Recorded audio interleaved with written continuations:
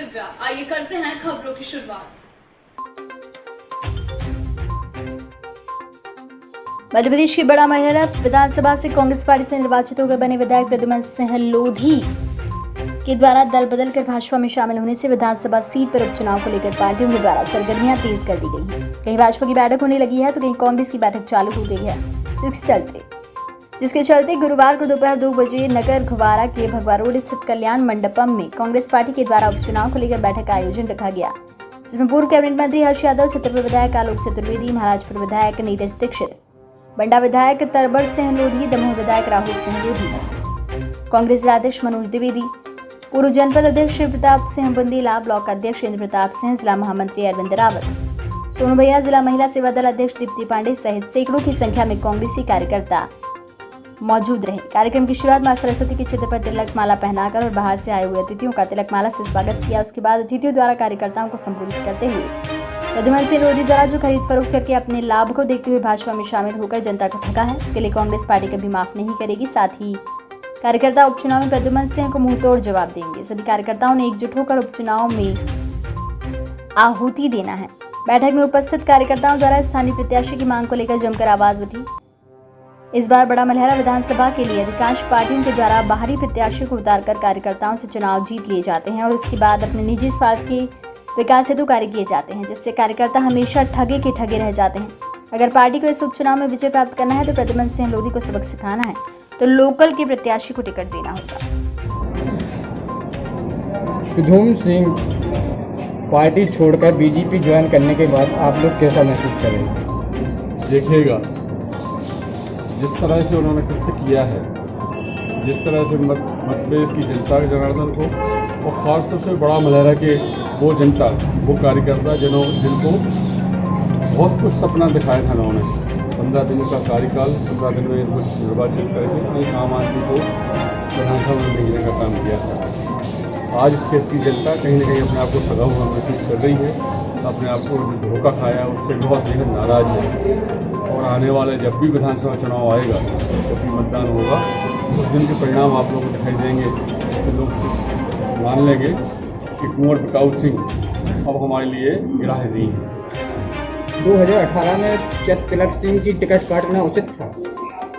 ये तो पार्टी का डिसीजन है, पार्टी का मामला है।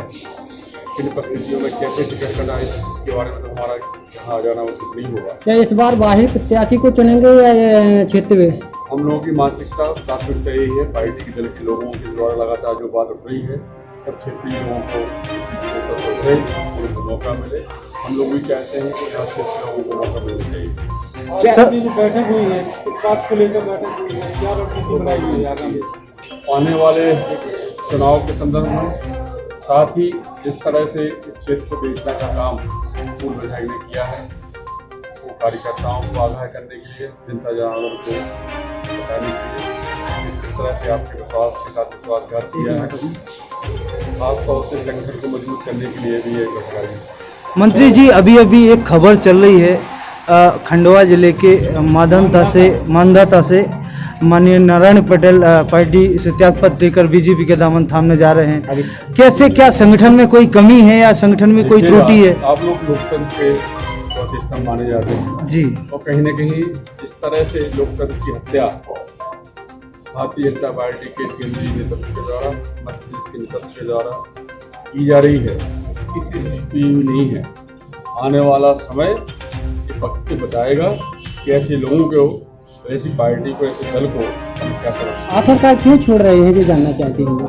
क्या कारण है आप समझ सकते हैं। किस तरह से लोगों को खरीदा जा रहा है, किस तरह से लोगों को प्रलोभन दिया जा रहा है, किस तरह से पंडित देकर संतुष्ट किया जा रहा है। ये कहीं ना कहीं लोगों को बरगला के और खासतौर से चंद पैसे के लिए अपनी अस्मिता बेचने का काम कुछ लोगों के द्वारा किया जा रहा है। क्या स्थानीय प्रत्याशी इतना मजबूत नहीं है जो बाहर से आयात किया जाता है? देखिएगा, पहले जो हुआ वो अलग विषय है। अभी हम लोगों की मानसिकता ये है, जैसा कि कमलनाथ जी ने सब कहा है, हर बार कह भी रहा है कि हम सर्वे करवाएंगे और आम चुनाव नहीं है, उपचुनाव है। उपचुनाव में निश्चित रूप से आज 27 सीट जैसी बात हो रही है, 27 सीट का चुनाव है।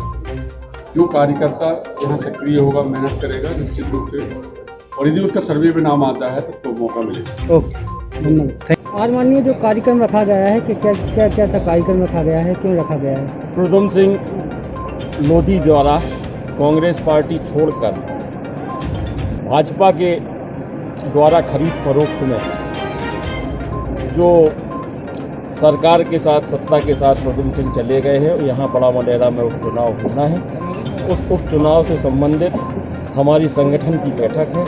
संगठन में हमारे ब्लॉक, मंडल और सेक्टर के सभी पदाधिकारी लोग यहाँ थे, उनके साथ हम लोग चर्चा करने के लिए आज बड़ा मलहरा विधानसभा के कार्यकर्ताओं को किस मुद्दे को लेकर के आप चुनाव संगठन चाचा, अधिकांश क्षेत्र की मांग रही है बड़ा मलहरा विधानसभा में पैराशूट से प्रत्याशी को उतारा जाता है। इस बार क्या रणनीति बनाएंगे? क्या लोकल का प्रत्याशी देंगे बड़ा मलहरा विधानसभा को? बिल्कुल, यहाँ की क्षेत्रीय की मांग है कि हमारे क्षेत्रीय प्रत्याशी को होना चाहिए जी। और हमारे पार्टी में संगठन के द्वारा आदरणीय कमलनाथ जी के द्वारा ये कहा गया है कि हम अपने सर्वे और लोगों के रायशुमारी के बाद प्रत्याशी का चयन करेंगे, जिससे कि जो क्षेत्र का प्रत्याशी को प्राथमिकता दी जाएगी।